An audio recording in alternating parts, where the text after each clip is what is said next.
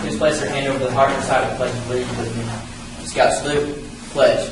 I pledge allegiance to the flag of the United States of America and to the republic for which it stands, one nation, under God, indivisible, with liberty and justice for all. Ready to. Maybe.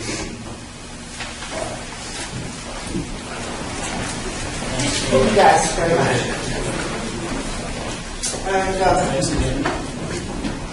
Mr. Odom, Steve Odom, is going to give us the invocation for tonight. So, if you'd like to have a moment, please. Let us pray. Heavenly Father, we thank you for this opportunity to gather here tonight with these fine people, Lord, this forum. We thank you for the ones that are here that are interested in our country and in our district, Lord. We thank you for those who have come forward as candidates to serve the people, God. We just ask that you would bless them, bless their candidacy. Go with us through this forum, Lord. Give everybody here a safe trip back home tonight. Most of all tonight, God, we thank you for your precious Son, Jesus. All these things we ask in your precious holy name. Amen. All right, well, I'm not going to stand. I think everybody can hear me pretty well, can't you? So, good evening to everybody, and thank you all for coming out tonight. I think everybody here knows me, so I don't have to go into introductions, but my name is Russo, and most of you know I'm not from around here, but my kids are from around here, so obviously I have a very invested interest in our community, and I want it to be the best that it can possibly be. You know, whether I've been here for 6 months or 60 years, I just feel it's very important for everybody, you know, to get involved in their community, have an interest in it. This is one reason why I started the Graham editorial. I also started it because I like to be behind the computer screen and not up here. I'm better at writing. But one of the main goals of the GrahamEditorial.com is to encourage others to get informed and involved in their community and to take interest in the decisions that are being made to affect our lives directly or indirectly. Many times people feel that they don't have enough money or education or they're too young to get involved, and I want to change that. I want to show people that they can contribute in various ways, that we all have assets, and that's vital for us all to give a little bit to our community for the survival of our county. Although my main intent was not necessarily to get into politics, and believe me, I'm still not in politics. It does seem to be the natural progression, though, to become educated about it once you start getting involved in your community and you start going into the town and the county meetings.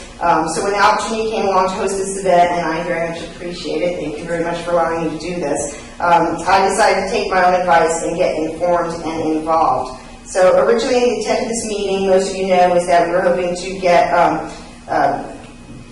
Judge John Snow here also to talk and have a question and answer session with both of the candidates. But unfortunately, Mr. Snow has decided not to come.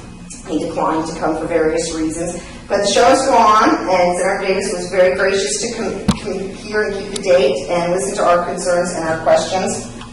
So we thank you for that. And however, this was not necessarily meant to be a rally for Senator Davis. But I do appreciate you supporters coming here. But I do hope that there's some people here that are on the fence that do not know yet and are here to learn something and make some more decisions. Because Senator Davis could still be our senator come November 6th, whether you guys vote for him or not. So it's very important. I mean, you know, it's very important to ask him questions and to let him know what our concerns are. So anyway, I believe that it is our duty as American citizens to vote. The other night we were at the Republican dinner, and two citizens, I'm sure y'all know, Mr. Wayne Carringer and Mr. Arnold Webster were there, and listening to them speak, it just really, really makes you know why you're doing it, you know, why we're voting and why it's so important to get involved. I also truly believe, though, that we can do more damage voting without knowledge than we can do even voting at all. And we can't make our voting decisions based on a popularity contest or a family name. We need to, you know, get informed. And the biggest thing with the age of technology, the internet has just made it so easy. You know, you can find out your candidates' names ahead of time, Google them, and find out all the information you need. But tonight, however, we're lucky because we do not need to Google our North Carolina State Senator for his information. We have Mr. Jim Davis, the Republican Party member of the North Carolina General Assembly, representing the Senate's 50th District. Senator Davis is from Franklin and practices as an orthodontist and before defeating the three-term incumbent John Snow in the 2010 elections by a small margin. We're very happy to have Senator Davis here tonight and appreciate him coming all the way out to Graham County, especially in this weather, cold and rainy as it is, which has probably affected some of our attendance tonight. But thank you so much for being here anyway and coming to listen to us. Appreciate it. Thank you. Thank you. It's always good to come over here. I appreciate your willingness to come out, and I look forward to this event. Before we're going to do questions, I'm supposed to speak for, what, an hour? Let me, again, I really appreciate this opportunity. I have yet to, last time, nor this time, have I turned down an opportunity to appear at a forum or to debate my opponent. Last time, I was the challenger, and so we only had one debate, and that was in Cherokee County, in John's home county. And so I went to that, and this time we've had one forum of League of Women Voters in Franklin, and we have one Thursday night back in Cherokee County in Murphy, and then next Tuesday we will, I'll be at one in Silver. And so I think those are the only ones. But I really would have preferred to have one of these in every county. I believe that the citizens in every county deserve and have the right to interview the candidate that they have to represent them. And so for that reason, I'm delighted to be here. Lisa, I thank you for that. Let me tell you a little bit about me. I'm 65 years old. I'm a practicing orthodontist in Franklin. I've been there since 1974. I'm a native of Virginia. I was born in Lynchburg. And soon after I was born, my dad, who was in the Navy in World War II, joined the Air Force, and so we moved around some in the Air Force, but we were most of the time in Virginia, and where I was born, and I was glad for that. I went to dental school in California and graduated in 1974, and I loved Western North Carolina, and so my wife and I had been married a year and a half, and we wanted to live in Western Carolina, so we moved to Franklin. There was a need there, and practiced general dentistry until 1986. I sold my practice, and I had a midlife crisis, and I didn't want to. You had one of those, have you?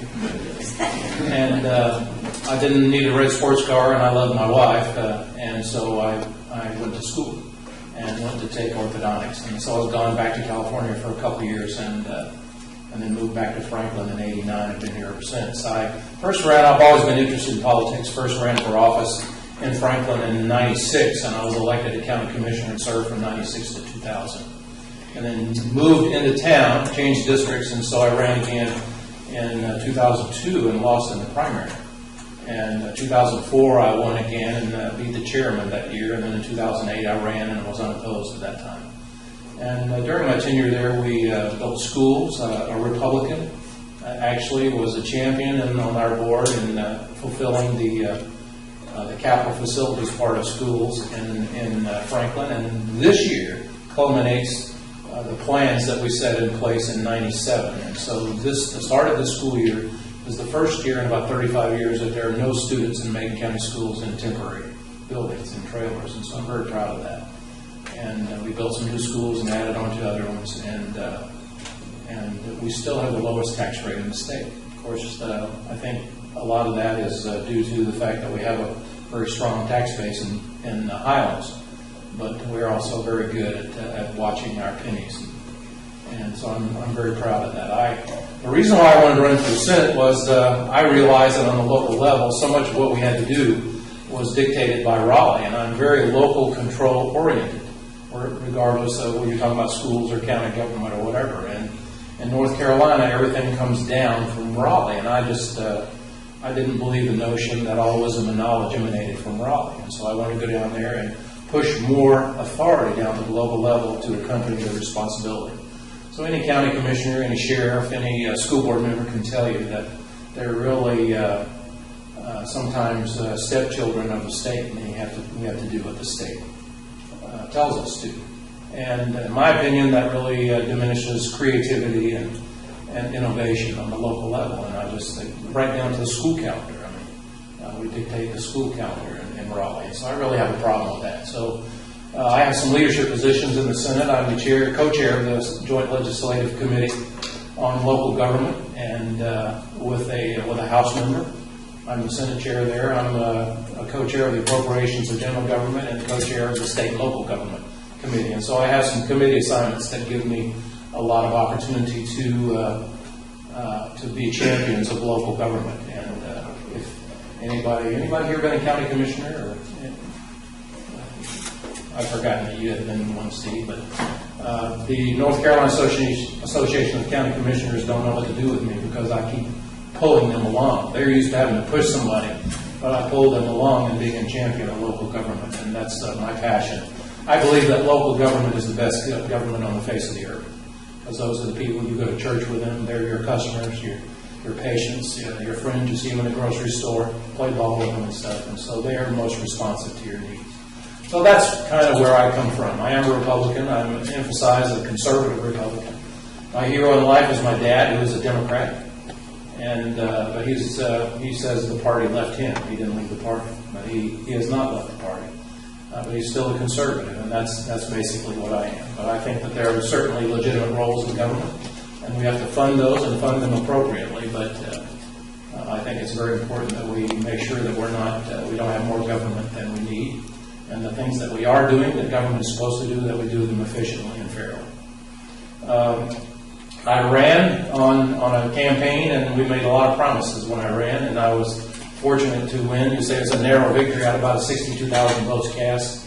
I won by 161, and so that's a pretty narrow victory. And I did not carry Graham County. We need to fix that this time. I really need to. John Snow had been a district judge for 27 years in this district, and so he's well known, and I had to overcome that. And he's still, actually, his name recognition is better than Romney's, actually, in one of the first polls that we did here in the western part of the state. So I think John Snow is a good man, as far as I know. I just think he's wrong on government. He spent his whole life in government, and I've spent my whole life in private enterprise.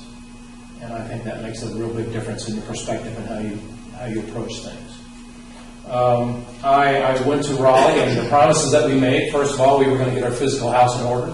The state was running a $2.5 billion budget deficit, and we had, I could list a lot of liabilities that we had. Our pension fund was about $2.5 billion underfunded.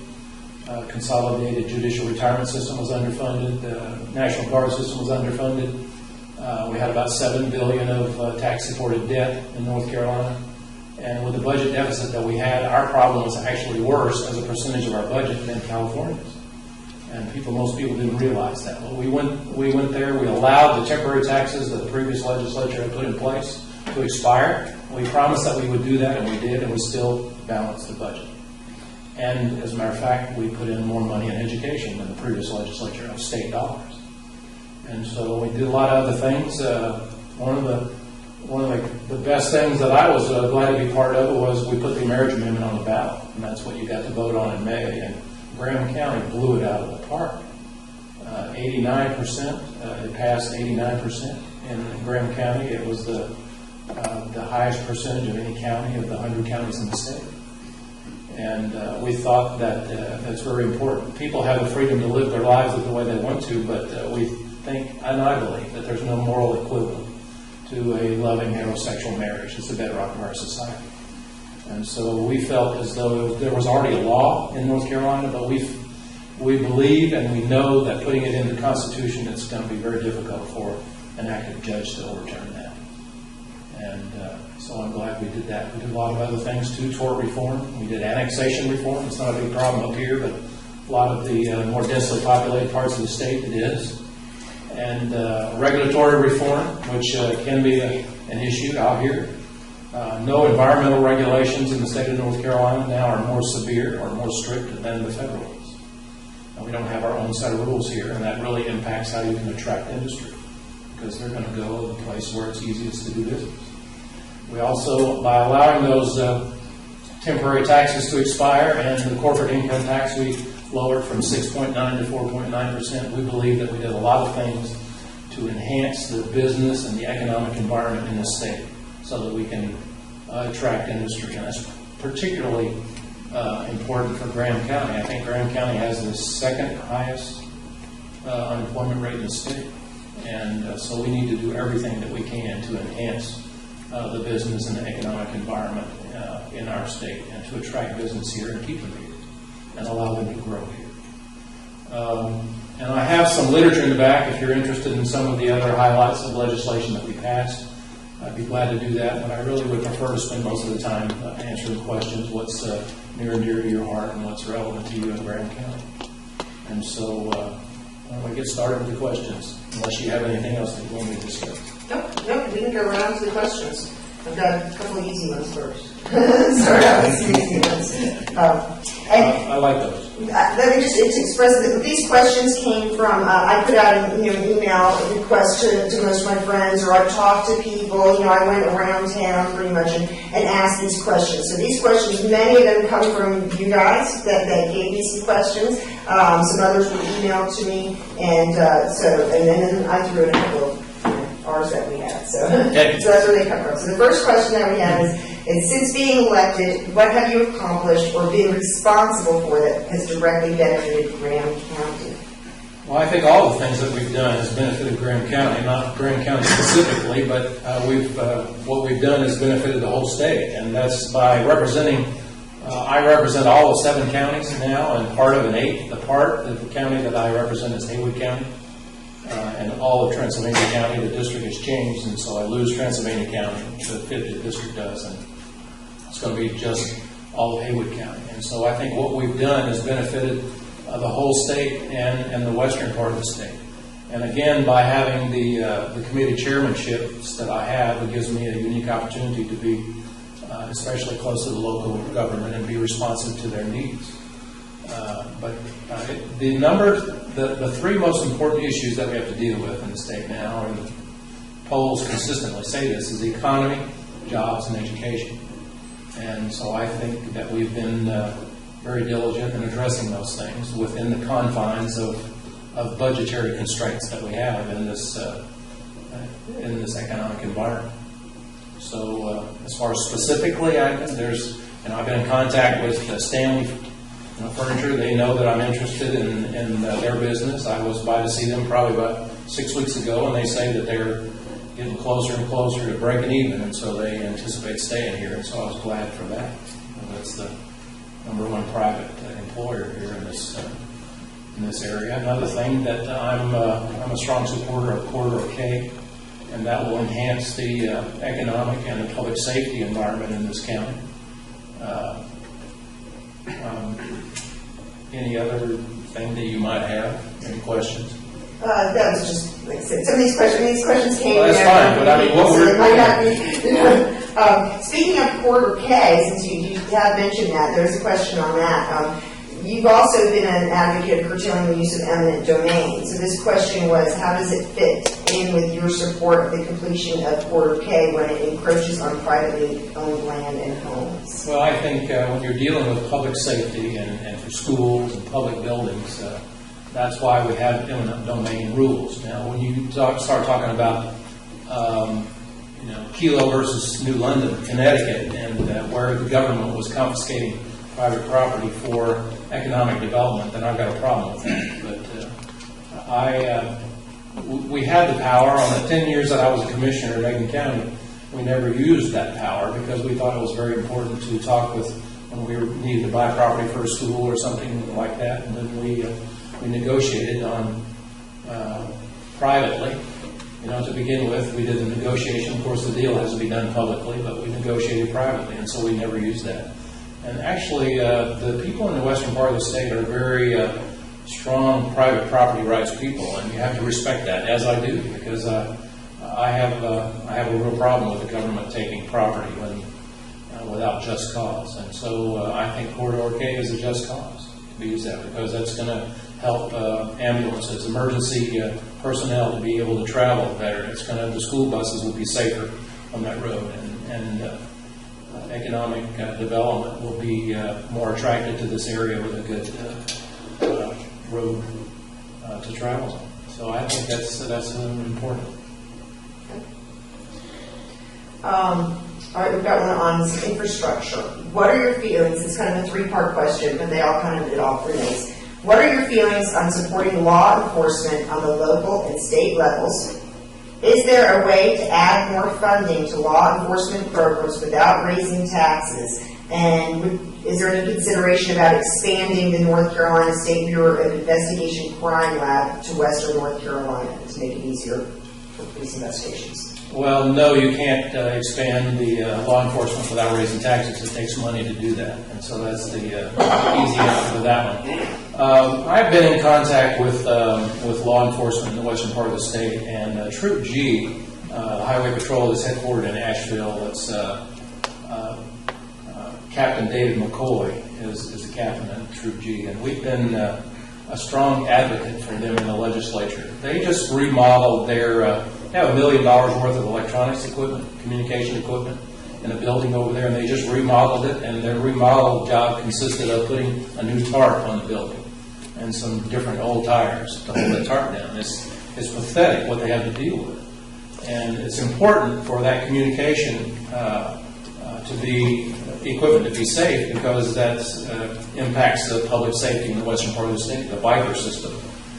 That helps protect our law enforcement people. They have to be able to use that. And so I've been a strong proponent of getting a lab, moved out to the western part of the state. And so we're looking at some property, and we have a wish list, with Captain McCoy and some other law enforcement people to looking at some property over there so we can combine, the State Bureau of Investigation, the Crime Lab, Troop G headquarters, and some other law enforcement entities. There's one division of law enforcement over there that's renting a building to the tune of about $185,000 a year. And so we have actually looked at the cost-benefit analysis of building our own building over there and housing all that. And another thing that we want to do and put in there is a crime lab, because what happens if I am arrested for DWI, which that's not going to happen. But let's say that I was arrested for DWI, and the blood sample was sent to Raleigh that said that I was guilty, and then I had a trial in Franklin. Then my attorney that's going to defend me is going to say, well, I want that crime lab technician to travel all the way to Franklin to testify. I have that right to do that, to testify, because to that blood sample. And so what's going to happen is the judge is going to wind up throwing that out, probably, because the crime lab and those technicians are so overworked in Raleigh, and that takes a day and a half of their time to come and testify and then go back home. They just don't have that kind of time. But if we have a crime lab really close, then I know that guy is going to be at my trial, and so I'm going to tell my attorney, well, let's plea this one out, because I know I'm guilty. And so I'm going to plea it out because that guy's going to be there rather than not having a chance. So there are a lot of reasons to have a crime lab in the western part of the state. And evidently, I understand too that in North Carolina, your local hospital that does tests on all kinds of things, your clinical lab could do this test, but we don't authorize them to do that in North Carolina. So that's another way that we can help law enforcement. But that's kind of a rambling answer, but there's a lot of things that we can do for law enforcement in the western part of the state. Just common sense kind of solutions, by building a law enforcement center that will house a lot of these entities and will actually save money, because we can be more energy efficient, and we'll pay less for the payment on the building than we're paying in rent over there. It's scattered all over Asheville and the western part of the state. So I'm a strong proponent of law enforcement. Those you just talked to your local trooper, and he will have heard from David McCoy that I believe in him. I've had a good relationship with the Sheriff's Department over in Macon County while I was a commissioner. So those are some of the things that we are in the process of working on, and I anticipate that we will get them done. I know Jim had a question, didn't you? Where's Jim? On quarter K. Do you want to ask him your question on quarter K? Yeah. I apologize because I got it into Graham editorial too late to get it on the agenda. So I have to read it. That's not right. But as a matter of fact, you've already addressed the first part of the question. Okay. It's lengthy, as you might imagine. Okay. Senator Davis, as you have spoken in favor and support of completion of Carter K in Graham County, I should like to hear your rationale for that position in two parts. First, besides connecting the metropolitan areas of Asheville and Atlanta, as part of a larger project in relieving traffic in the Mankato Gorge, what do you see as the most beneficial aspects for the citizens of Graham County themselves? And you've already spoken to that to some degree. Second, what do you advise that the citizens of the county proactively do to both prepare to reap the possible benefits of the project, to offer and present the assets that this area and culture have, as well as reduce the possible adverse effects on the county of building a road, changing the landscape, and coping with the proliferation of unattractiveness that inevitably accompanies such influx of roadside businesses, increased traffic and congestion, and the like? Well, in the last part of your question, my preference is to stay out of local politics. I think that's up to your county government to take care of a lot of those things. You know, we've already talked about it's important for public safety and for transportation, for business, for economic development to have Corridor K. And I think it can be done in an environmentally sensitive way, so we can have the road and be sensitive to our environment as well. I mean, one of the reasons why I moved out here is because I love the area and I want to see it scarred up permanently, but we also need to have infrastructure in place to attract business so we can support our communities. And what else was part of that question that I was going to... it's going to be at least 2 years before any dirt is turned on that issue. You know, because we, about 3 months ago, something like that, I was at a Region A meeting in Cherokee, and every local government that was represented at that meeting, we voted unanimously to support Corridor K, which is the main beneficiaries, immediate beneficiaries are going to be Graham and Swain counties. And Cherokee County too, to an extent. But we voted unanimously to lend our support to that. We had federal DOT people there and state DOT people, and evidently the roadblock to that right now is justifying to all these environmentalist groups, and that's what the feds require. You know, we have to jump through these hoops. We have to justify to them that the expected economic benefit justifies the expense. Well, the problem was this expense was planned in the 70s, you know, and actually the state has gotten the money, you know, but they diverted it to other purposes. And to Roger West and John Snow's credit, in the previous legislative session, they got in the money, the budget, they got the money targeted to Corridor K that before had gone into the general fund of the Highway Trust Fund. So it's going to be at least a couple of years before, maybe 16 to 18 months at the quickest, but probably more like 24, maybe even more before all those studies are done. And then it's going to take, you know, the regulators time to do their thing. So, but at least the people understood at that meeting that the local governments unanimously supported this project. And so that's about all I can tell you about it right now. Let's just kind of wait and see. Did that answer your question? I think so. Yeah. Okay.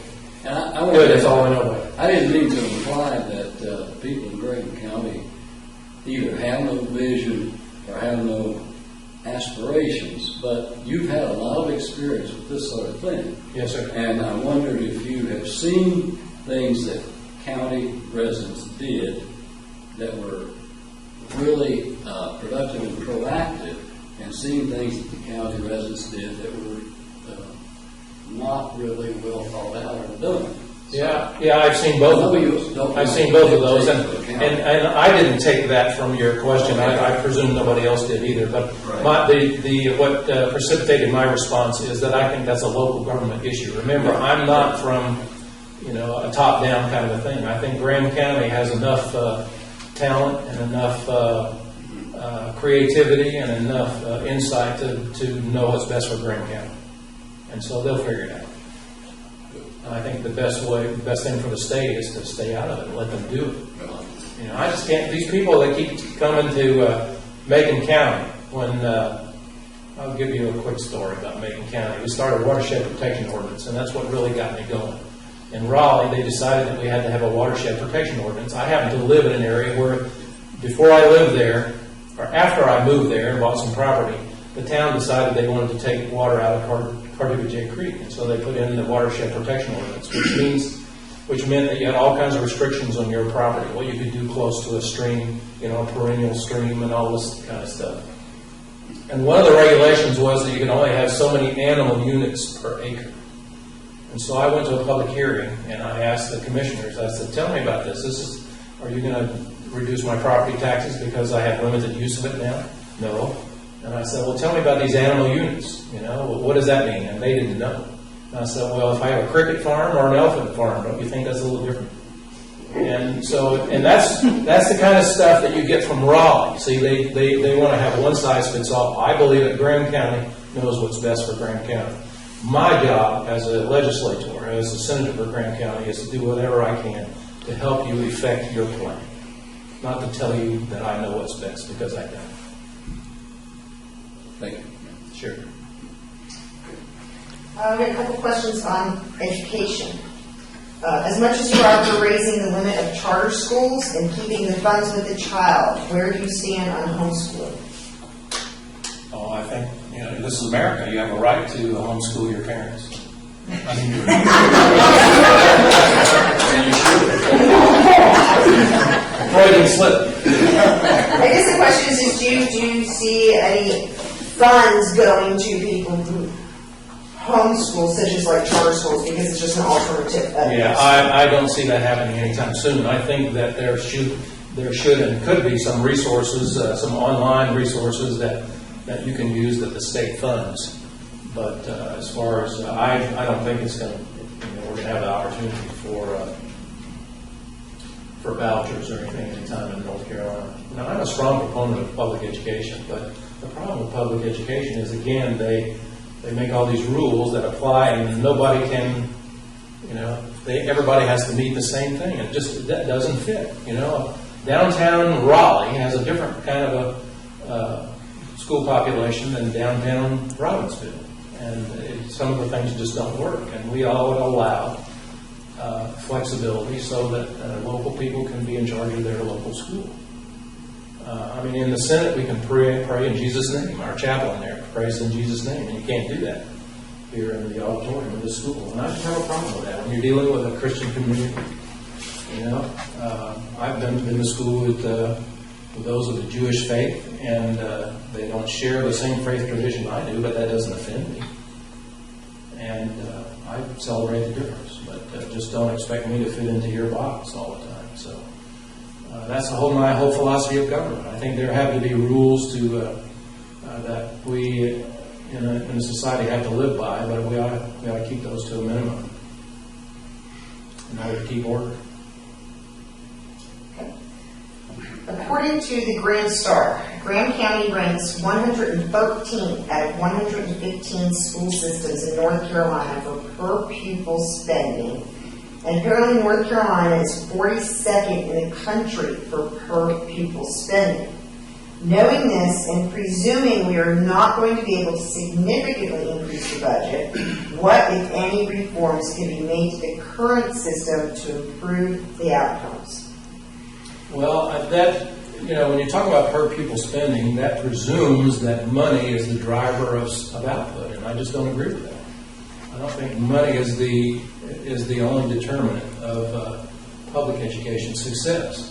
And North Carolina, their ADM, when you look at the whole state, is about $8,500 per student per year, and it's about $9,000 when you include the capital facilities part of it, which that would be Graham County's part of the public school system. And so your per pupil spending, the state pretty much gets the same amount of money for every student in that school system.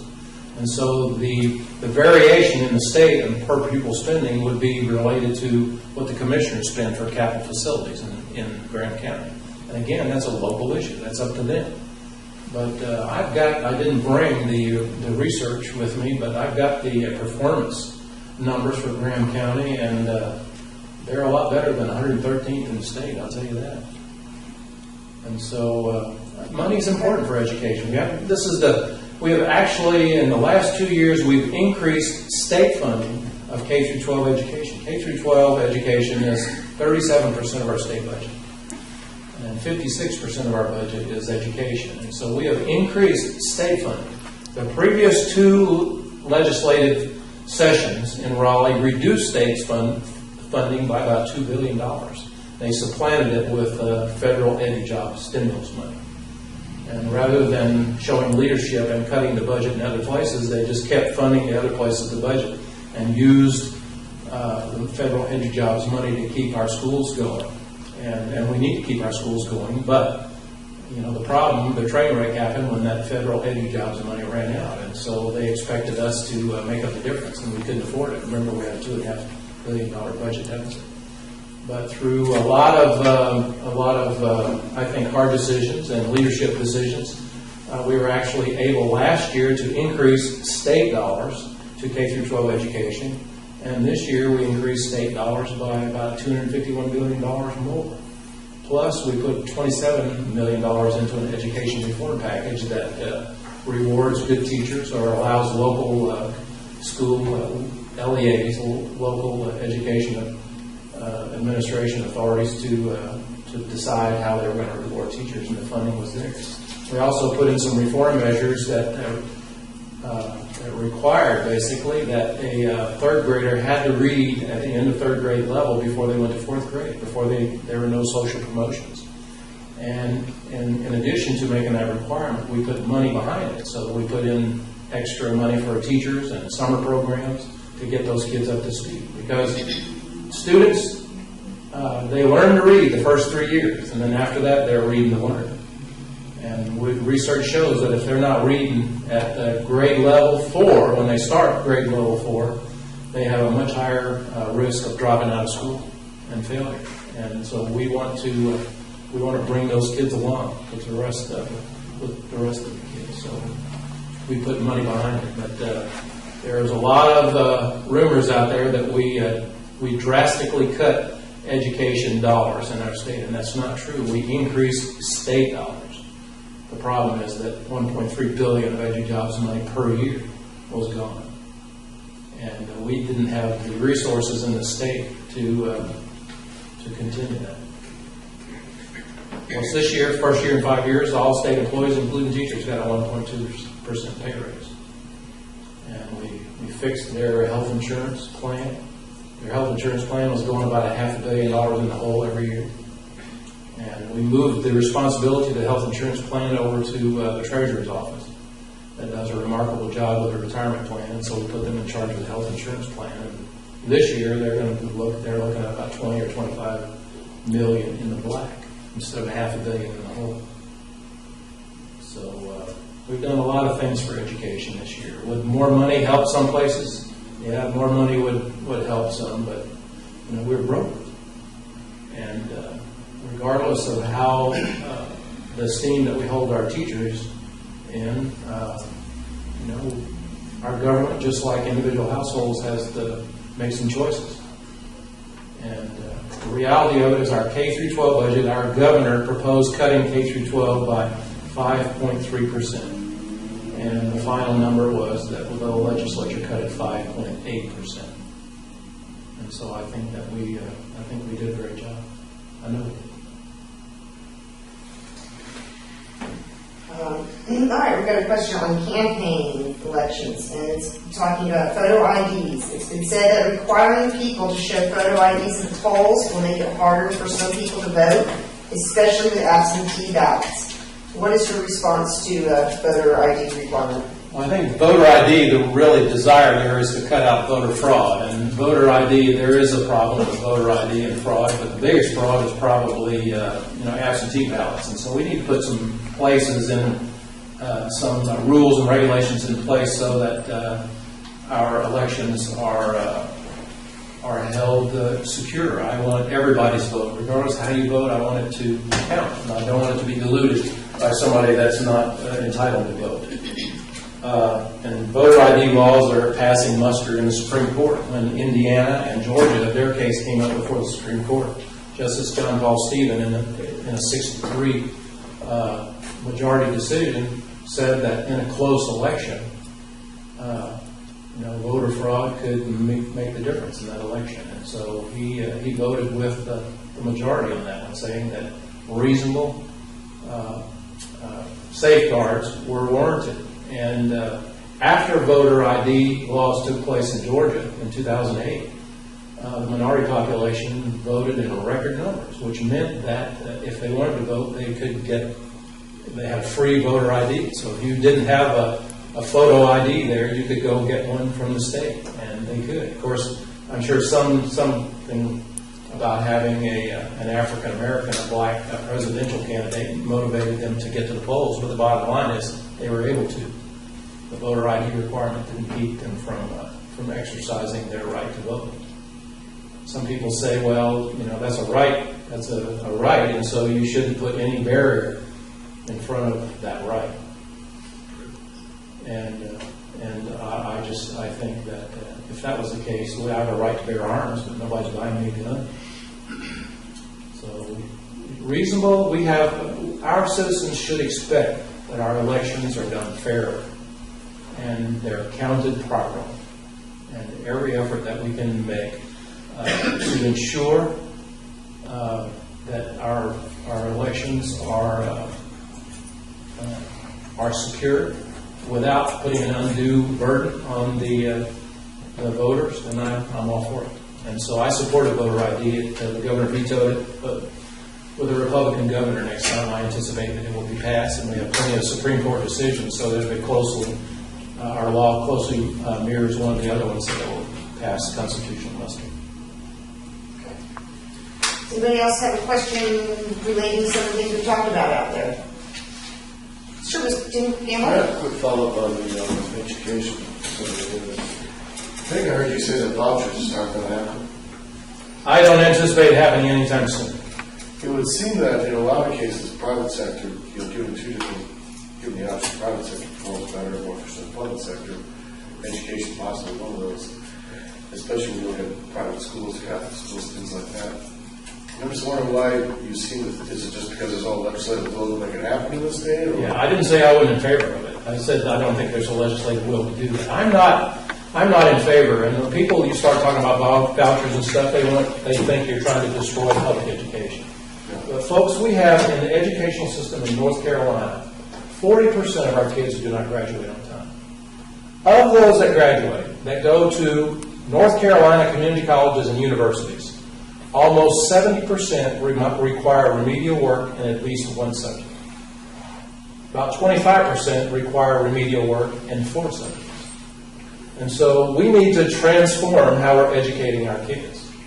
Now, having said that, our educational system, in my view, is the problems that we're facing there are directly attributable to the destruction with government policy, the destruction of the home, the traditional family home. That's my view. And I think all these kids are coming from broken homes. They're dealing with issues that I just can't imagine. I hear these things. My wife is a second grade teacher, and 40 years ago, before we got married, she told me about teaching in Delaware in a school, and the things that she told me I couldn't believe. And these were second graders, stuff that was happening in her school. And so our schools, we take our societal problems with these kids and we dump them at the schoolhouse door, and we expect the teachers, the educational system to fix them. And it's not fair. It's totally not fair to our educators. And no wonder some of them get discouraged and leave. But I would like the opportunity for corporations to give scholarships to students and get a tax break. But see, our traditional public schools, they are offended at that because they feel as though you're taking funding away from them because that's tax dollars that they could be getting. I think a competition makes our country better. And so I believe that our regular public schools and our charter schools and private schools and all those ought to be competing for our students. Competing, have the parents. We have a 40,000 person waiting list for charter schools in this state. 40,000. We have 2 charter schools in this state. In spite of what you hear, we have 2 charter schools that are 98% plus minorities. Charter schools are extremely important and held in high esteem in our black communities because our school system are failing our kids, especially in the black communities. So I love competition. I think it makes all of us better. And I just don't think the political will is there yet. It's a long answer. I wish it was, but I think we have to be very careful in protecting the part of our educational system that is not profitable. And there is a lot of it, and we need to take care of that part of education as well. It's what separates us from a lot of the industrialized world, is we take really good care of all of our kids, or we're supposed to. So we can't look at just the profit margin. Got one on healthcare. This person writes, the current healthcare system is out of hand and our politicians are mired in partisan stagnation.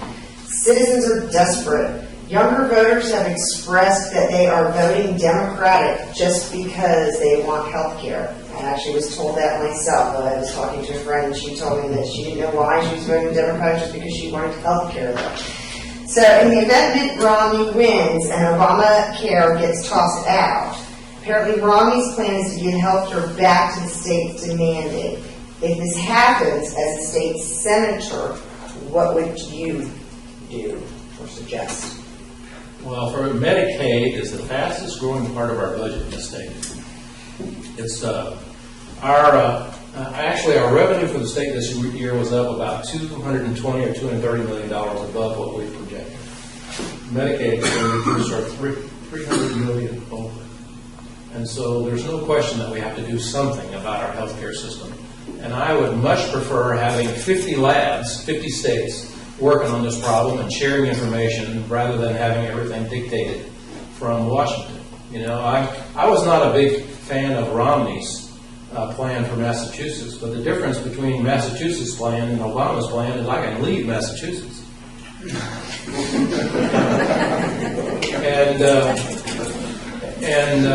One size does not fit all. And these young people that believe that they want free health care, I remember my 5th grade teacher many years ago had on the board that stayed there all year. There's no greater tragedy than ignorance and action. And I would like to have just 30 minutes to talk to a group of these kids that think that they want free health care. And tell them, and what I tell them now, I say, I'm 65 years old. I'm old. By the time you're dealing with all these issues and paying back all this debt, I'm going to be dead. And so how are you going to do that? And we have just much more government, including health care, than we can afford. And so we're going to have to make some tough decisions. We're going to need statesmen and stateswomen in the halls of government to make the tough choices and to rein in the spending and turn back to individual responsibility.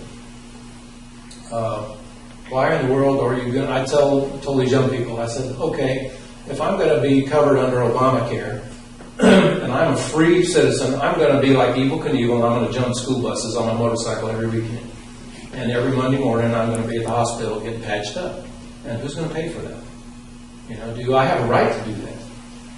And so somebody's got to pay for this stuff. And unless you return the cost center back to the individual, this is not going to work. It's just not going to work, period. People are too insulated from their health care costs now. And they don't know. I give you an example. I went to my physician for my yearly checkup about 3 years late. And I have to have a CT scan. And the local hospital in Franklin, that's a very Angel Medical Center, is a very good hospital. CT scan was $961. And I called the hospital over in Asheville, and it was about the same. And I called an imaging center in Asheville, and it was half price, $460 or something like that.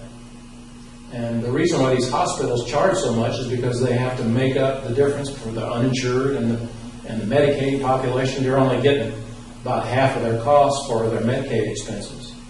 And they're losing. Angel Medical Center is losing like $5 million a year, and they have to make that up somewhere. So we're going to have to make some tough choices in healthcare. And free healthcare is not free. Somebody's going to pay for it. So what they're saying is they want somebody else to pay for their healthcare. And when they don't have any healthcare costs when they're young, they come when they're old. So we're going to have to enlighten them. And David is my campaign manager. He and I were over at a meeting over at Western Carolina University 3 or 4 weeks ago, and we had a young man there saying, I just want free health care. That's what he wanted, free health care. Free health care is not free. So tough decisions, but I'm for returning back to individual responsibility, and we have made some choices, like I told you about the employee health plan, state employees, that we put that health plan under the management of the treasurer's office, and they've got spending under control. And we're going to have to do that nationally, and we have to have the political will to do that. And why would somebody that's smoking 4 packs of cigarettes a day have to pay the same health care premium that a little old lady that never smoked a day in her life? And why does my wife have to have OB coverage, for example?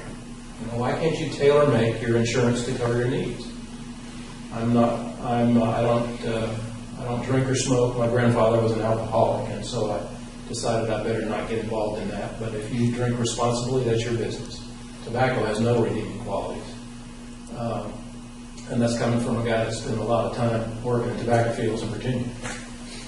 Both my grandfathers were tobacco farmers. But if you choose, I think in a free society, you can choose behavior, and as long as it's legal, that's your business. Just don't make me pay for the consequences. But why should I have to have a health insurance policy that covers for drug rehab when I'm not going to take, illegal drugs? Why does my wife have OB coverage, when she's had a hysterectomy? So, it just doesn't fit for everybody. We ought to be able to sell insurance, health insurance over state lines, and let people compete for it, and let people choose what coverage they want, what's relative to them. We're never going to get hold of it, but that's a long discussion now. Well, I'll go home and educate my babysitter, because she's the one who said that to me. All right, we have a question on the economy. And this is actually, one of the students did send me some questions, and actually the students had some interesting ideas on the parks and rec.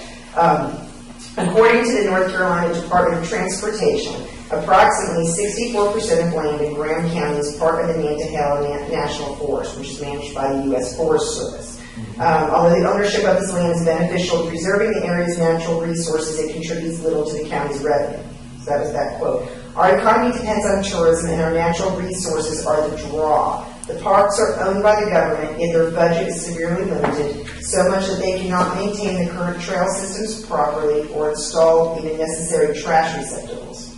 With the county losing out on the taxable income off of Forest Service land and no budget to improve these natural resources, what can be done to offset this loss of revenue that would normally help fund infrastructure such as parks and rec, police, and fire?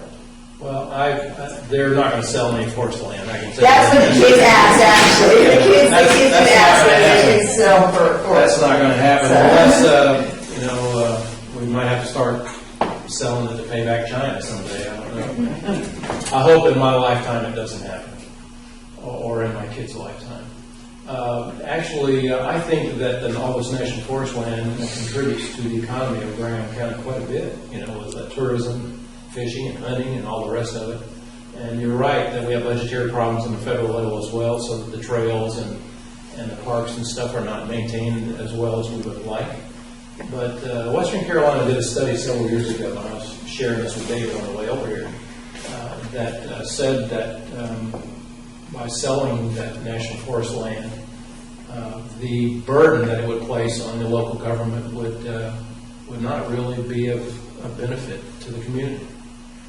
And I haven't gone in depth to that, that study, but that's what that study showed. And I don't know that many people in Graham County would want that to change, to tell you the truth. You do get cash from the federal government in lieu of this tax base because they understand that you've lost a lot of tax base. But if I was a Graham County resident, I think for the privilege of having all this national forest property here, I would be willing to pay a little bit more in my ad valorem property tax. And it will enhance your economic development for tourism, in my opinion. But they're not going to be selling the national forest anytime soon. And I'm kind of glad for that, to tell you the truth. Not kind of, I'm real glad. Lisa, I got a quick question. Yeah, tell us, please. It's a statement question, and I still can't get it right in my head, so I'm not sure which piece to put in front of the other, but how is our local government doing in relation to reaching out to you in your office for assistance? Because living here the 10 years that I have so far, things seem to be progressing now, such as the wastewater treatment plant, which will help hotels be able to come in, restaurants Sure. and whatnot. Where are we next as far as, everybody's saying Franklin blossom into this really nice town in western North Carolina. The gem mining and stuff helps, but where do you see us kind of going next? And is our local leadership reaching out to your office enough to kind of get some of this state help that we might need, that we might not be educated in which way to go, and we're too proud to even ask? Oh, you never should be too proud because you pay taxes for that money. But And the so- leadership, that's Yeah, what I understand what you're saying. Okay. We have organizations, one of the local governments, like the county commissioners, that we have the North Carolina Association of County Commissioners, and every county is a member of that group. And I am the champion for the NCACC in the legislature. They've come to me on several occasions, and again, they don't push me in the direction of local government. I pull them because that's where my heart is. I believe that local government is the best government. And so they have that organization to help them. I've been in contact with them. I visited every county commission meeting. I plan to do it more than once, but time constraints. In the year and a little over a half, year and 3/4 that I've been in office, I've visited every county commission meeting in my district at least once, with the exception of Transylvania County. And that's something that I was 10 years a county commissioner, and no legislator had ever been there for any county commission meeting, regardless of party. This is not a partisan issue. Regardless of party, nobody had ever been there. I wanted them to know that I was available. And we have other resources. They can go through Region A. I talked to you about this meeting that we had for Corridor K. So we have the 7 westernmost counties are part of Region A. So we have all these organizations, and your local government knows that all they have to do is contact me, and I'll do everything that I can to help them. I will say with almost 100% certainty that nobody has ever called me, written me, or emailed me that they didn't get a response. And the only responses that we give that are sort of canned, that we develop a response, that we shoot out to we get a lot of these responses, we've been getting them about cutting around billboards, for example. And so if I get a canned response from 100 people, I send those 100 people back a canned response. But if I get a personal one, we answer it personally. That's very important for me, I think, to be responsible to the constituents and the government entities. So they know that I'm there to help them, and I will do everything that I can. But they also work through Region A and the NCACC and the League of Municipalities and all these organizations. So I would say that North Carolina has a very good system, one that I was ignorant about before I became a county commissioner. They have a very sophisticated system to help local governments and to access resources and information from the state. And so I would give them high marks, but they don't have to call me, specifically. They can call organizations. And a lot of times, they probably get information from the NCACC saying that I'm working on something, and so they say, well, I don't need to call him for that. Okay. So, but I would give them high marks. And again, by my position with state and local government co-chair and stuff, I'm in a position to really be of great benefit to them. And that will always be where my heart is, local government.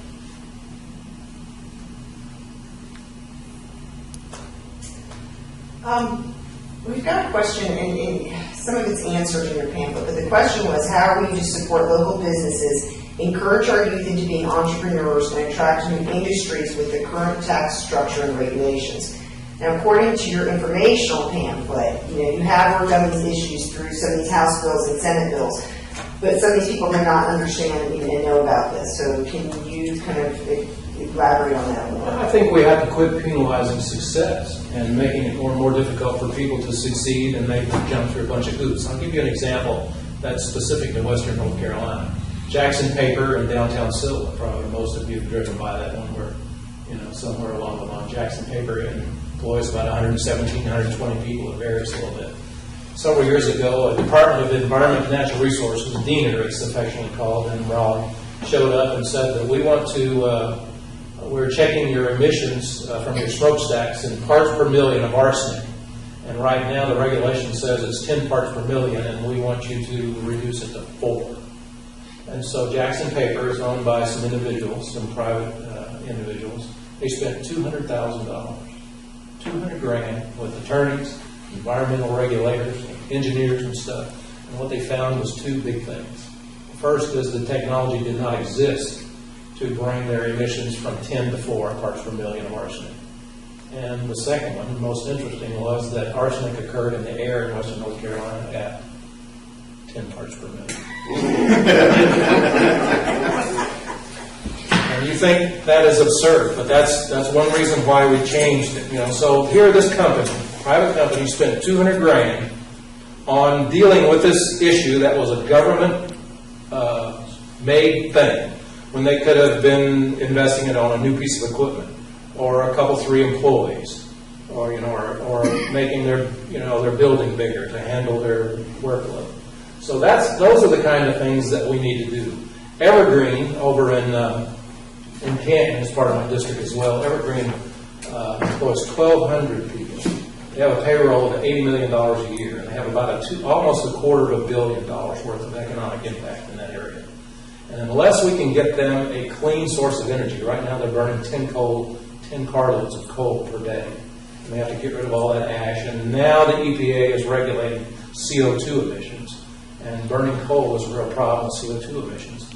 Unless we can get them a reliable natural gas pipeline, it has to come from Skyland, and it's going to be about an $80 or $100 million project, then we're going to lose 1,200 jobs over there. Just think of how that's going to impact that area. And so regardless of what your political philosophy or ideology is, the real endangered species here is jobs and people. And we have to keep those people employed. The water over the Pigeon River they've spent over $100 million in the last 15 or 20 years cleaning that up, which they should have done. But they have, and it's now clean. And they have to do something about this CO2 emission.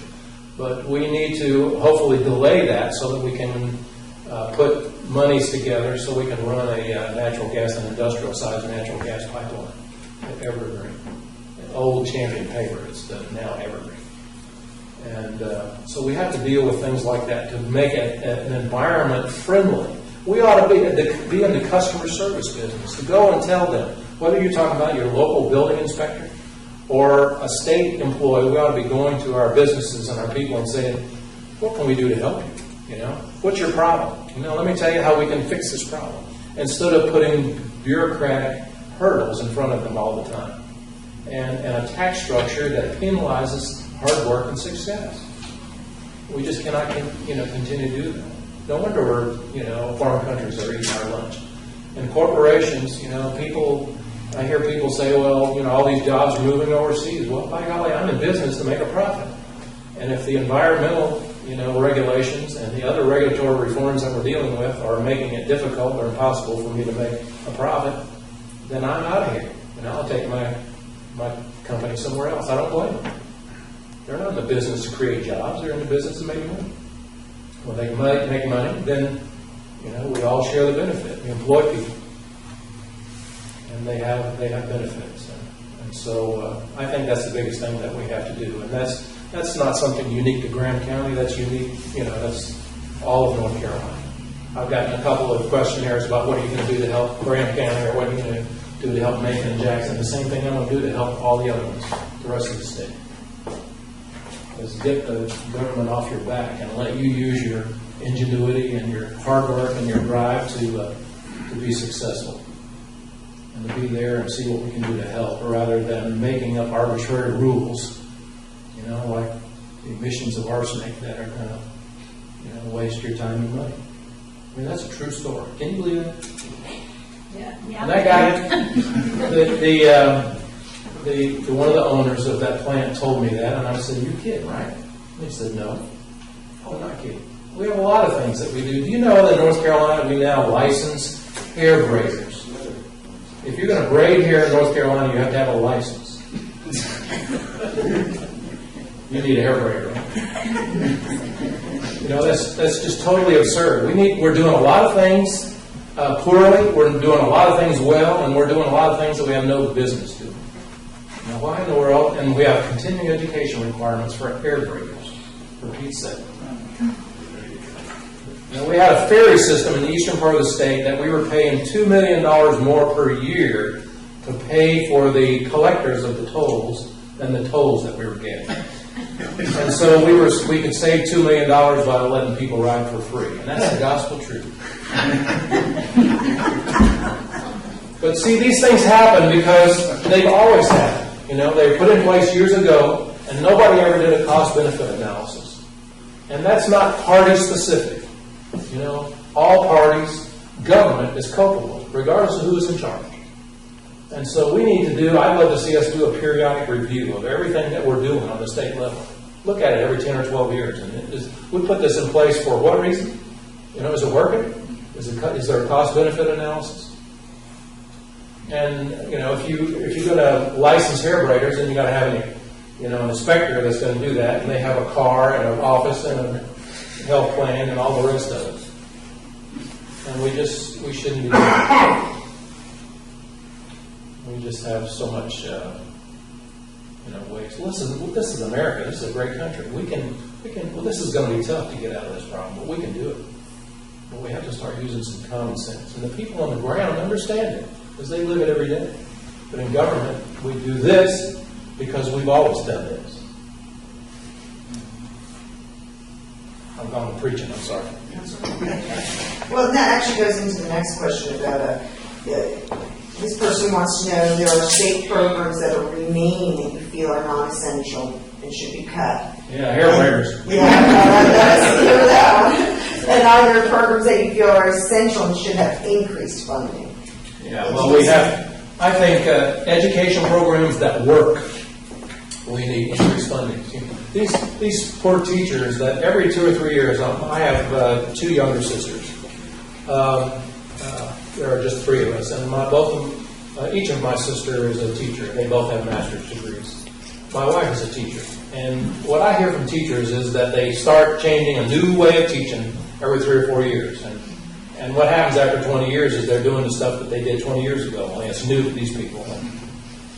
We ought to just get off these teachers' backs and say, when my kid gets to the 4th grade, I want him to read at 4th grade level. I don't care how you get there. Just do it. And quit making them fill out all these forms that nobody ever reads. And my younger sister of the 2 is, they're both younger, but the younger one of the 2, she's 57. She's always my baby sister. But she is a special ed teacher, and she fills out forms on every one of these students that I doubt that anybody ever reads. You know, but so much of the time that she could be devoting to her students, she's filling out human forms. And get good people, let them do their jobs, and hold them accountable. So education, programs that work, we need to spend more money. I think we need to be diligent about our environmental concerns. We all want clean air and clean water. You know, but we have to use some common sense about the matter, too. And we have to have good roads. And that's going to damage, it's going to impact the environment around that area. But you know what? It heals over and we can fix it. And in some cases, it's better than it was before. And so we need to use common sense rules. There are legitimate functions of government and state government as well, and we need to stick to those and fund them properly, get good people, and pay them well. Fairly, I should say. Okay. Any other questions out in the audience that have not been answered? I know Dave, you have them, but I'm not sure if Senator Davis can answer that question, but it was, no, okay. It was kind of relating to some equipment that he's being made to get with his shop due to government changes. Yeah, it sounds like the OSHA or federal regulation. No, it's actually DMV. Oh, really? Now, we've got a lot of interesting questions about DMV. Well, Verizon decided that they weren't going to support the computer system for the inspections anymore. Listen, I know about all that. And we're going to have to, that's going to require a fix with the computer system in Raleigh. Well, It's in the process of, but it's a nightmare. I know what you're struggling with. yeah, the bottom line is they're going to lose every single station in this county because they're requiring $900 maintenance fees up front. This county can't afford that. No. So everybody in this county is going to have to go to another county to have their vehicles inspected after the 1st of November. Yes, they can do whatever they want. That's true. That's true. Law requires this one company to have to be inspected in the county in which you're registered. No, you don't. Okay. We tried to, talking about inspection, we changed the emissions inspection in the state. Some counties in the state require emissions inspections. Even on new cars.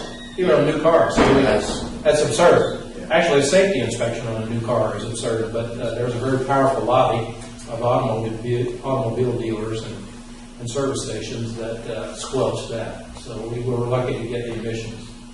Follow the money. It makes, why in the world you buy a brand new car and you have to have a safety inspection? So, anyway, most of these other people be bored to death about that inspection problem, but I understand what you're talking about. It's just the whole county is going to wind up losing its capability to do inspections. Well, we're going to have to fix that somehow because it's not fair. Well, once it's out of here, November 1st, like once I sign off on November 3rd, I'm no longer a station. I would be required to spend over $5,000 to become a station again. Yeah. It's not going to happen. Well, I can't blame you. And that's a failure of government right there. And the citizens pay the price. The ethanol, the no failure. Yeah, well, that's a federal thing. I can't do anything about that. Increase the price of bread, too, then. Gary, Presley, I know you had a question. Did you want to? Well, I had it written out there, but you may have addressed it. You can read. You need a couple of sort of general question. Yeah, but there it is. I'm sorry. So it's fine. Okay. Mr. Presley asked tonight, North Carolina is required by its Constitution to have a balanced budget, and how is it being done? And are there increases in taxes and fees, and are there major cuts in spending? Yes, and yes. And we cut spending, in the budget to balance our budget because we had a $2.5 billion budget deficit. But we have some unfunded liabilities that we need to address. One of the big ones that I asked about, the first week that after I was sworn in, we had meetings with like the Treasurer's Office and the Department of Revenue and all this stuff. And I asked the Treasurer's Office this question because I've been doing some reading. And I said, after they made their presentation and tried to paint a rosy scenario, I asked this question right towards the end of the discussion. Tell me about the unfunded liability that we have for retiree health care. And they started looking at one another, and nobody wanted to address that question at the microphone. So finally some brave soul came up, and I wanted to know what it was and what we were going to do to fix it. And that was January of last year. The unfunded liability for retiree health care in the state is $32.8 billion at that time. And I don't know, I haven't seen the latest number to see how we've changed it. I will tell you that for the first time in about a dozen years, we fully funded in our budget the state retirement plan. The good news about that liability is it's due over 30 years, but the bad news is that's still a lot of money, over $1 billion a year. So we have other unfunded liabilities, and previous legislatures had made promises that we cannot keep. And again, why educate all these kids and leave them a legacy of debt that they'll never be able to repay? And so we have to be diligent on the state and the national level to take care of our obligations and to be careful about what we're promising. And, some years ago, until about 3 or 4 years ago, again, a previous legislative session addressed this problem. You could work for the state for 5 years and be vested in their retirement system. So people would come in and work for the state for 5 years, go and make a career in the private sector. When they turned 65, they were covered under the state-owned plan until they did, until they died. And fortunately, they saw that that was a real train wreck, and so they fixed that about 4 years ago. But we're going to have to change those, and we're going to have to ask people to contribute more. Part of fixing our healthcare system this year was we charged every state employee, every subscriber of $22 a month more in insurance. But the good news was that it made their insurance plan solvent, which it wasn't before.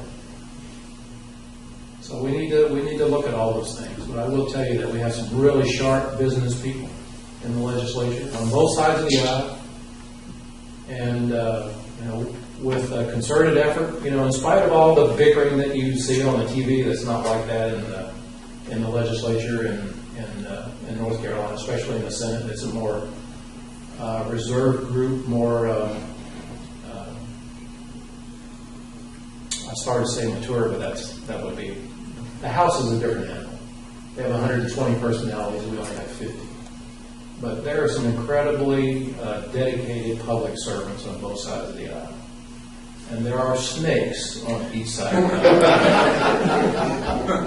And part of being there for a little while is learning who is who. And good ideas are not a monopoly of any party. And so when we put our heads together, we can accomplish great things, and we have to, and we will. And I've talked in committee meetings and stuff more than once, and listened to a Democrat senator say something, and I said, "Man, I believe that. We got some common ground here." And so the belief that they're a long ways apart on every issue is just not true. And so I went down there that I had to dispel some preconceived opinions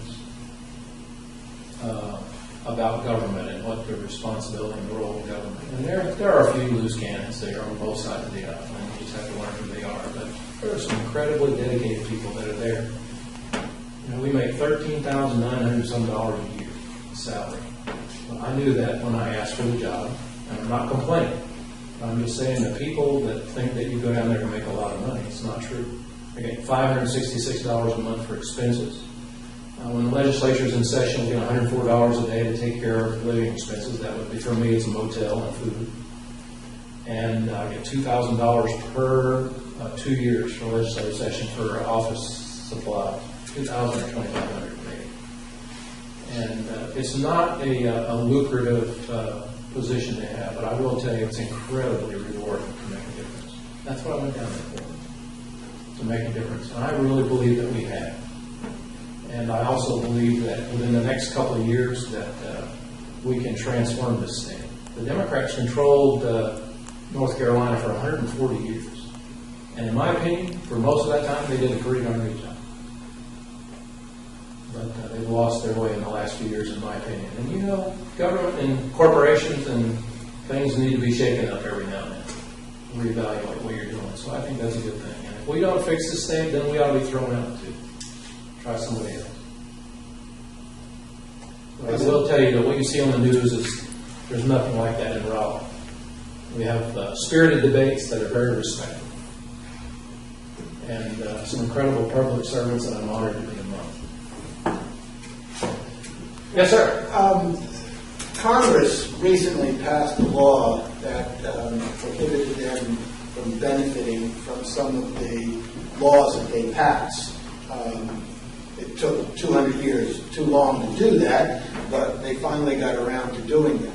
Does North Carolina have the same type of law where there is a way not to benefit? North Carolina has very strict for county commissioners, for any state employee, including legislators. We don't have any special benefits.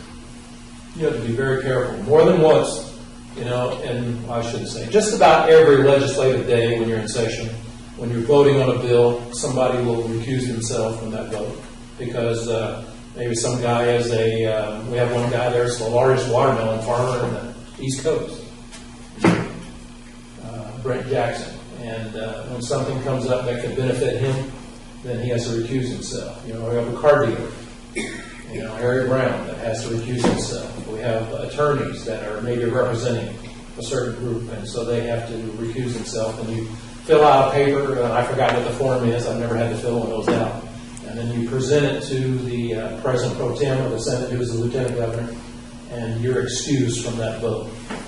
You have to be excused from that vote. So, very tough ethics laws, and some of them I think are overboard.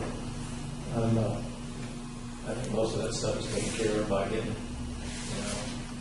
voting people of integrity into the office. One likes to believe that always. Yeah. Well, there are a few North Carolina legislators that there's 2 or 3 that are in prison now. A few that have gotten out in the last year or two. But integrity is, again, a nonpartisan issue. There's snakes there, but very few that I found. Senator Davis, this is kind of personal to me. I do work that involves working, implementing social programs and benefits to some people. I do work for independent living. They provide handicap bathrooms and stuff to people that need that. And the issue I have is, and I'm wondering maybe if you've got some ideas of what can be done, is I'll go to a home and I'm spending tax dollars to put a $5,000, $6,000, $7,000 bathroom in a $2,000 mobile home. The woman's 400 pounds, on oxygen, smoking, and got a pint of Jack next to her at 9 o'clock in the morning. There's other people I know that are struggling and working out there and are productive citizens that can't get a dime of help from anybody. And I'm just wondering how we can have drug addicts on social programs, and what can we do about that? That's because government, in my opinion, I'm giving you my opinion, over a period of many years, because we want to make sure, or try to do our best to ensure that nobody takes advantage of anybody or any money, that we put so many rules in place. And unless you can follow these rules, then it doesn't get done. But we take away the human element, the opportunity to make a judgment decision using some common sense to say, if I have a limited number of resources, I don't think I'm going to be spending it on you. I'm going to spend it on you. And it's not going to be fixed until we can do that. And that's going to take almost a revolution in our government, in my opinion. It's a shame. We have drug testing and to get any job. Yeah. But yet we don't have drug testing to get I would like to see that changed as well. One of the people that my law enforcement people really struggle with that part of me that wants to have drug testing. They think it's going to really be a problem for the kids because drugs are so pervasive, and they may have a point. I don't know. But the bottom line is, if you have to have a drug test to get a job, why? I think unemployment compensation, disability, everything. If you've got enough money to do illegal drugs, then why do you need money from the government? And what I would do if I was in charge, if somebody made me God, I would say if you're going to get any kind of public benefit that you haven't earned, I'm not talking about Medicare and Social Security, or retirement, any of that. If you're going to get any kind of public benefit that you haven't earned, not that you're entitled to, but you haven't earned, then you'd have to have a drug test, and you're going to pay for that drug test. If you pass it, I'm going to refund that money. It's $47, $47.50, I think, to get a drug test now. And so if you pass it, I'm going to reimburse you that money. What's going to happen is that if you're not going to pass it, you don't want to waste that money, so you say, I think I'll wait till next month or 6 months or whatever when I know it. Right? So, but it gripes me too, what you're dealing with. What about the prisoner that just, he's in life for murder and he wants a sex change operation and some judge says he can do it? I mean, give me a break. Rules and stuff, and we try to make everybody, instead of allow people to make reasoned decisions. And I wish I had the answer, but I don't. Is it time for cookies? I just have one quick question. First of all, thanks for coming again. So My honor. Very delighted to used to be able to do that myself. I'm just curious to know if you have any national aspirations. No, sir, I don't. I'm We need 65. common sense up there in D.C. I think Well, you're very kind. like I said, I'm 65. I'm married to my best friend, and we will celebrate 40 years in December. And I plan to work until I'm 70. I love what I do, but I've been working for 50 years now. And my wife and I have a bucket list, and we have 2 granddaughters, and I want to do that. I'm just too old to do that. See, I was approached, actually, when this district changed, for the 50th district got worse for a Republican, and the 11th congressional district got a lot better. It pretty well ensures that Mark Meadows is going to be elected. And I had some people from Raleigh approach me about doing that, and I said, to go to the U.S. House, you want 435 for one thing. And that's such a toxic environment up there, in my opinion, looking from the outside in. And to get any place of authority or where you can make a difference, to get a committee chairmanship, and I already have 3 of those, you're going to have to be there for 2 or 4 years. And by that time, I'll be 70, and I'm done with it. And there are so many young people in the stream that are civic-minded and want to be public servants, that we have a great bench out there from both sides of the aisle. And it's just time for them, and I'm just gonna play and enjoy life. And listen, don't get me wrong, this is very rewarding, but there are a lot of other people that the problem is that it's such the stuff that gets written about me in the paper is crazy. And I make a statement like this is an actual statement. The best gift I ever gave my kids was their mother at home. And what that turned into is I hated working mothers. Well, every mother is a working mother, but a lot of them work out of the home. And what they have to support their family, to work out of home. Listen, everybody has to make their own decision. I wasn't bad-mouthing them. I'm just saying that my wife and my kids, I was very picky. I married up big time. And I was very picky about who I wanted to be the mother of my children. And the greatest gift I gave to my sons was their mother at home. And she went back to work for me in my office after the boys were in school. But that turns into, I hate working mothers. I'm against pre-K. All these things. And it takes a person that can go to sleep at night. And that doesn't get to them. It bothers my wife. And there's a real impact on your family. That's not fair. But you're going to have a hard time finding people that are willing to subject themselves to that in order to serve. And I feel so passionate about young people and kids. And we have to get our physical house in order, or else they're going to inherit a country that is going down the tube. That's why I got in. It's not lucrative, but I'm far better off doing orthodontics, which I love. But I'm passionate about public service, and this was just something that I felt I had to do. And I'm very glad. It's extremely rewarding to represent people. And I have people call me and email me that just almost hate my guts. And if you engage them in a conversation, I have a lady that's so far liberal you wouldn't even believe it, and she's going to vote for me because I have listened to her concerns. We've responded by email, and we've communicated with her, and she knows that even though we disagree on some issues, that she trusts me, and I treasure those. And we have to bring some stability back into it. But a lot of people just are not put up with that. But I'm too old to do that. And like I said, I'm going to spend a lot more time with my wife.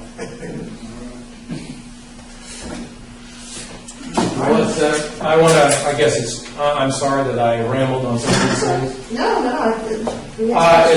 It has been an honor, and it remains an honor, and I would love to serve for at least, I think, 2 more terms, and then I'm going to call it quits. But it's been an honor to serve the 50th District.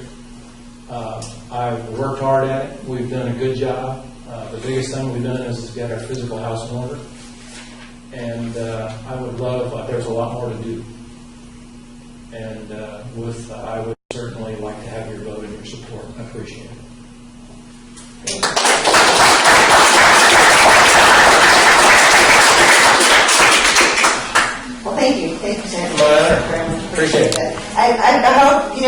guys learned something. I hope that, somebody goes out here with some new knowledge.